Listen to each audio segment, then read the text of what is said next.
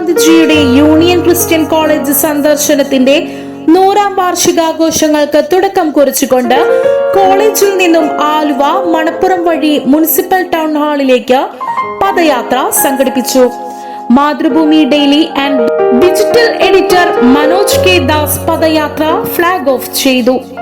ഗാന്ധിജിയുടെ ഛായാചിത്രത്തിന് മുൻപിൽ അദ്ദേഹം പുഷ്പാർച്ചന നടത്തി. Principal doctor Mini Alice, manager doctor K P Ouseph, IFS retired district judge Sundaram Govind, മുൻ അധ്യാപകൻ ഗോവിന്ദൻകുട്ടി മേനോൻ, ഡോക്ടർ അജലേഷ് ബി നായർ എന്നിവർ സംസാരിച്ചു.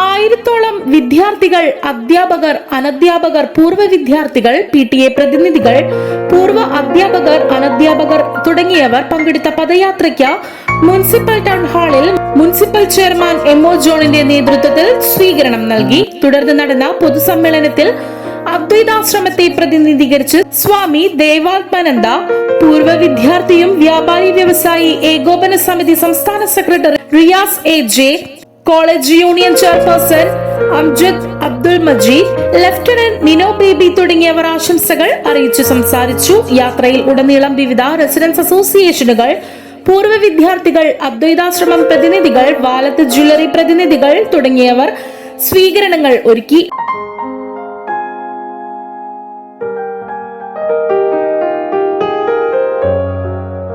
രാജഗിരി ഹോസ്പിറ്റലിൽ വൈദ്യസഹായം ഒരുക്കി.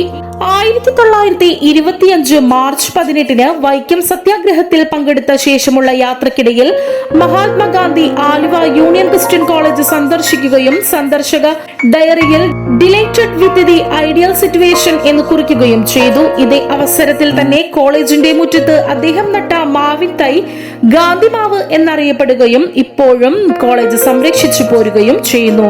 ഗാന്ധിജിയുടെ സന്ദർശനത്തിന്റെ 100ാം വർഷം ആചരിക്കുന്ന ഈ വർഷത്തെ ഗാന്ധി വർഷം എന്ന് നാമകരണം ചെയ്യുകയും 1 വർഷം നീണ്ടു നിൽക്കുന്ന ആഘോഷ പരിപാടികൾ നടത്തപ്പെടുകയുമാണ്. പ്രഭാഷണ പരമ്പര, എക്സിബിഷനുകൾ, പബ്ലിക് മീറ്റിംഗുകൾ, ഫിലിം ഫെസ്റ്റിവൽ, വിവിധ മത്സരങ്ങൾ എന്നിവ അടങ്ങുന്ന 1 വർഷം നീണ്ടു നിൽക്കുന്ന പരിപാടികളാണ് കോളേജ് വിഭാവനം ചെയ്തിരിക്കുന്നതെന്ന് പ്രിൻസിപ്പൽ അറിയിച്ചു. പാരന്യൂസ് ബ്യൂറോ, ആലുവ.